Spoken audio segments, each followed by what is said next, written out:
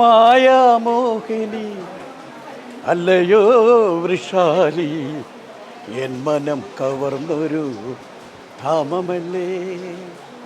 മായാമോഹിനി അല്ലയോ വൃഷാലി, എൻ മനം കവർന്നൊരു ധാമമല്ലേ. ചന്ദ്രിക തോൽക്കും നിൻ ഭംഗി കണ്ടാൽ അഞ്ചമ്പൻ ചുംബിച്ച് സൂതപുത്രി, അഞ്ചമ്പൻ ചുംബിച്ച് സൂതപുത്രി. ഞാൻ ആര്യാട് വല്ലഭദാസ്, 51 വർഷമായിട്ട് കഥ പറയുന്നു. ദശാബ്ദങ്ങളായി കഥാപ്രസംഗ രംഗത്ത് സജീവമായി നിലകൊള്ളുന്ന 50 വർഷം പൂർത്തീകരിച്ചവരെയും 25 വർഷം പൂർത്തീകരിച്ചവരെയും ഈ കലാകാരന്മാരെ ആദരിക്കുന്ന ചടങ്ങും ഇന്നിവിടെ സംഘടിപ്പിച്ചിരിക്കുകയാണ്.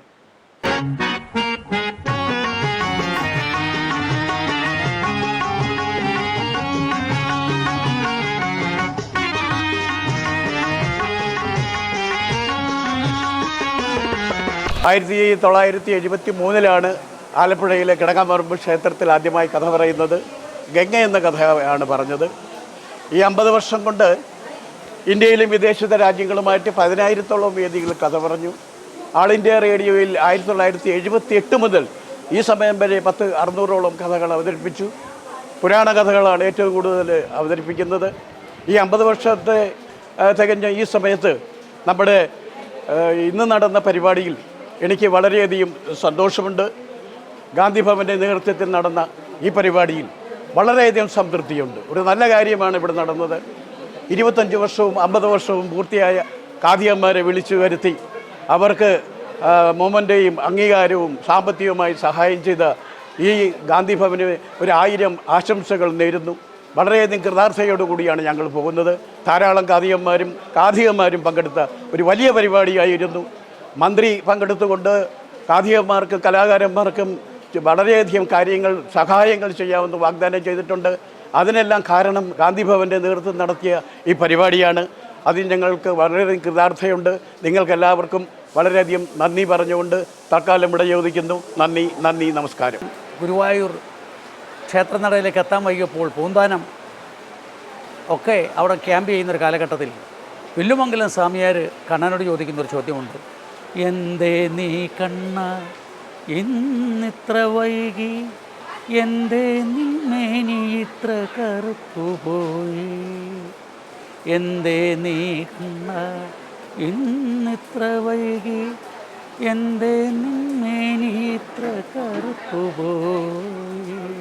ഒരു കള്ളച്ചിരിയുടെ കണ്ണൻ ശ്രീലകത്തെ ഓടിപ്പോകും. എൻ്റെ പേര് മുതുകുളം സോമനാഥ്. കേരള കലാരംഗത്തൊരു കാഥികനാണ്.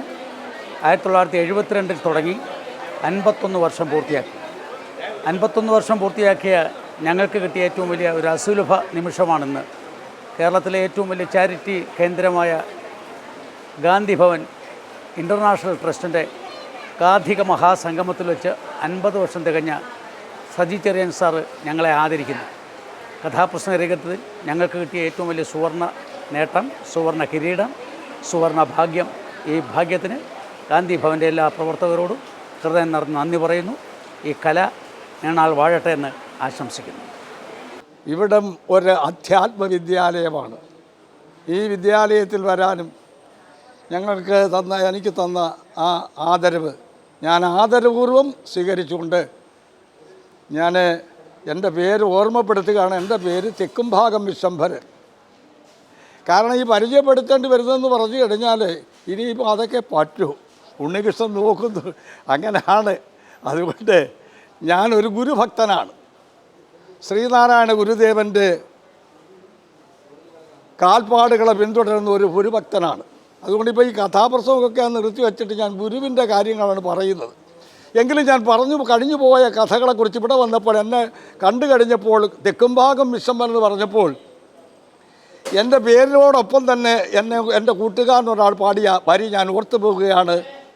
SSLC ജയിച്ചു കഴിഞ്ഞാൽ നിന്നെ ഞാനൊരു നെട്ടാക്കും, വെള്ള ഗൗണിൽ നിന്നാൽ നീ ഒരു വെള്ളിപ്രാവ് കണക്കാകും. SSLC ജയിച്ചു കഴിഞ്ഞാൽ നിന്നെ ഞാനൊരു നെക്സാക്കും, വെള്ള ഗൗണിൽ നിന്നാൽ നീ ഒരു വെള്ളിപ്രാവ് കണക്കാകും. കാതരേ കാതരമിഴികളിൽ കണ്ടു ഞാൻ നിൻ കാതച്ച കാതരേ കാതരേ കണ്ടു ഞാൻ നിൻ പാദസ്വരങ്ങളും കാതരേ കാതരേ. ഞാൻ കാതികൻ വെൺമണി രാജു, സംഗീത സംവിധായകൻ കൂടിയാണ്. കഴിഞ്ഞ 50 വർഷക്കാലമായിട്ട് ഫുൾ ടൈം കലാകാരനായിട്ട് ജീവിക്കുന്ന വ്യക്തിയാണ്. സംഗീത ലോകത്തും കഥാപ്രസംഗ ലോകത്തുമായിട്ട് എൻ്റെ 17ാമത്തെ വയസ്സ് മുതൽ അച്ഛൻ കാതികനായിരുന്നു. അച്ഛൻ്റെ പേര് വെൺമണി വിജയൻ. അച്ഛന് പകരക്കാരനായി ഒരു ആക്സിഡൻറ്റ് പറ്റിയപ്പോൾ അച്ഛന് പകരക്കാരനായി കഥാപ്രസംഗ രംഗത്തേക്ക് 17ാമത്തെ വയസ്സിൽ വന്നതാണ്. അന്ന് മുതൽ ഇപ്പോഴും കലാരംഗത്ത് തന്നെ സജീവമായി പ്രവർത്തിക്കുകയാണ്. ഇതുകൊണ്ട് മാത്രം ജീവിക്കുന്ന ഒരു വ്യക്തിയാണ്. കേരളത്തിനകത്തും പുറത്തുമായിട്ട് ധാരാളം പരിപാടികൾ അവതരിപ്പിക്കാനുള്ള ഭാഗ്യമുണ്ടായി.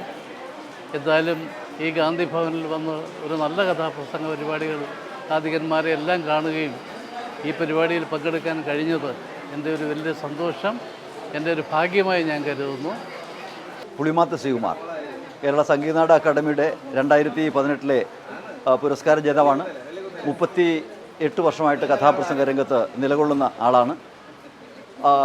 ഇന്ന് ഇവിടെ ഗാന്ധി ഭവനിൽ കഥാപ്രസംഗം എന്ന് പറയുന്ന കലയുടെ സമുദ്ധാരണത്തിന് വേണ്ടി കഥാപ്രസംഗത്തിൻ്റെ ശതാബ്ദിയോട് അനുബന്ധിച്ച് ഒരു സമഗ്രമായ ഗംഭീരമായൊരു പരിപാടി നടക്കുകയുണ്ടായി.